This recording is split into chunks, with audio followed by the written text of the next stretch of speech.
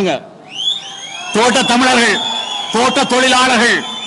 தோட்ட தொழிலாளர்களுடைய சம்பள பிரச்சனையில் இந்த அரசாங்கம் காட்டுகின்ற இந்த போலித்தனமான விளையாட்டு சம்பந்தமாக இந்த புதிய அமையப்போகின்ற ஆட்சியில் உங்களுடைய சம்பள விவகாரத்தை பொறுப்புணர்ச்சியோடு நிறைவேற்றி தருகின்ற ஒரு தரப்பாக எங்களுடைய ஜனாதிபதி சஜித் பிரேமதாச இருப்பார் என்பதற்கு நாங்கள் இங்கு உங்களுக்கு உறுதி கூறுகிறோம். உங்களுடைய தோட்டப்புறங்களிலே உங்களுடைய லயத்தை எல்லாம் கிராமங்களாக ஆக்க போறாங்களாம். எங்களுக்கு லயத்தை கிராமமாக்க தேவையில்லை, எங்களை தோட்ட தொழிலாளர்களை எங்களை முதலாளிமாராக்குங்கள். எங்களுக்கு தோட்டங்கள்ல கொஞ்சம் ஆளுக்கு 2 ஏக்கராவது 3 ஏக்கராவது தாங்க.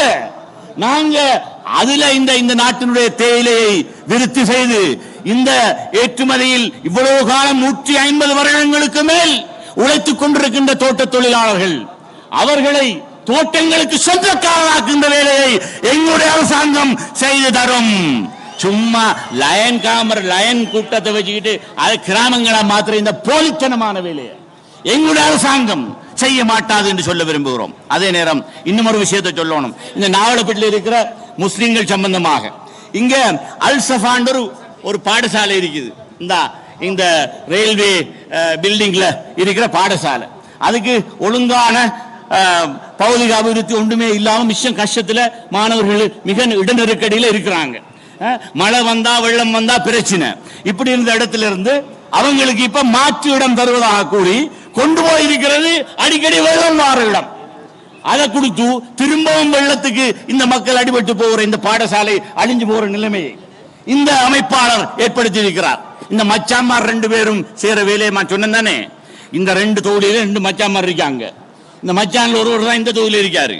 அவர் இப்ப இந்த அல்சஃபா ஸ்கூல கொண்டு போயிருக்காரு. இங்க வெள்ளம் அழிகிற இடத்துக்கு தான் கொண்டு போய் அங்க கொடுக்கிறாரு. அது மட்டும் இல்ல, இந்த அறைக்கு முன்னுக்கு இருக்கு சென்ட் மேரிஸ் கல்லூரி.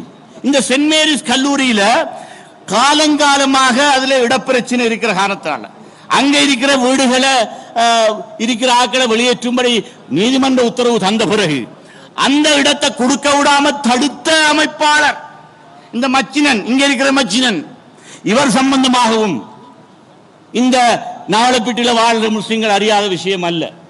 அந்த இடம் மிச்சம் கஷ்டப்பட்டுத்தான் நான் தலையிட்டு நீதி அமைச்சராக இருந்த நேரம் அந்த எங்களுடைய நீதிமன்ற தீர்ப்பை நடைமுறைப்படுத்துகிற அந்த பிஸ்கல் உத்தரவை பிறப்பித்து அதுக்கான காசை கட்டி அவங்கள வெளியேற்ற விடாம எவ்வளவு காலம் இழுத்தடிச்சாரு இந்த மண்ணில் இருக்கிற மச்சான் என்றதை பத்தி நாவலப்பட்டிய மக்களுக்கு நல்லா தெரியும். அபிவிருத்தி கொஞ்சம் செஞ்சுதான் இருக்காரு. அந்த அபிவிருத்தி பெரிய அபிவிருத்தி இல்ல. 25 வருஷம் அமைச்சரா இருந்தவர் 1-2 அபிவிருத்தி செய்யாட்டி அவர்கள் என்ன பிரயோஜனம்? செஞ்சதுதான். ஆனால் இந்த விதமாக இந்த மண்ணில் இருக்கிற முஸ்லிம்களும் தமிழ் மக்களும் அவங்க பட்ட கஷ்டங்கள், இந்த நஷ்டங்கள், அண்மையில வெள்ளம் ஏற்பட்ட போது அந்த வெள்ளத்தில் இருந்து மீள குடியேற்றி அவர்கள் இடம் தருவதா சொல்லி சும்மா போலித்தனமான கதை கொஞ்சம் கடைசி தெரிகிறார். ஆனால் எங்களுடைய அரசாங்கம் வந்தால் இந்த தாழ்நில பிரதேசங்களில் வசித்து அடிக்கடி வெள்ளத்துக்கு அகப்பட்டுக் கொள்ளுகின்ற இந்த நாவலப்பட்டி சூழ இருக்கின்ற பிரதேசங்களின் எல்லா இன மக்களுக்கும் ஒழுங்கான வீடுகளை கட்டிக்கொண்டு இந்த வெள்ள அனர்த்தத்திலிருந்து தப்பி வாழ்வதற்கான சூழலை எங்களுடைய அரசாங்கம் அமைத்து தரும். அதற்கு நாங்கள் பொறுப்பாக இருப்போம் என்றும் நான் இங்கு சொல்லி வைக்க விரும்புகிறேன். எனவே நண்பர்களே, நீண்ட நேரம் கதைப்பதற்கான சந்தர்ப்பம் அல்ல. எங்களுடைய இந்த தேர்தலில் எமது வேட்பாளர், வெற்றி வேட்பாளர் சஜித் பிரேமதாச, அவருடைய தகப்பனார் ரணசிங்க பிரேமதாசவை ஸ்ரீலங்கா முஸ்லிம் காங்கிரஸ் 88ஆம் ஆண்டு ஜனாதிபதி தேர்தலில் வெல்ல வைப்பதில் இறுதி நேரத்தில் கை கொடுத்து சொற்ப வாக்கு வித்தியாசத்தில் இந்த நாட்டின் ஜனாதிபதியாக ஆக்கினோம் என்ற பெருமைக்குரிய கட்சி இந்த முறை அவருடைய மகன் இந்த தேர்தலில் நிச்சயமாக ஜனாதிபதியாக இந்த நாட்டில் வருவதற்கான அனைத்து முயற்சிகளையும் முழுமையாக செய்து வெற்றி வாகை சூடுவோம் என்று கூறி உங்கள் மத்தியிலே இருந்து விடைபெற்றுக் கொள்கிறேன். நன்றி, வணக்கம், அஸ்ஸலாமு அலைக்கும்.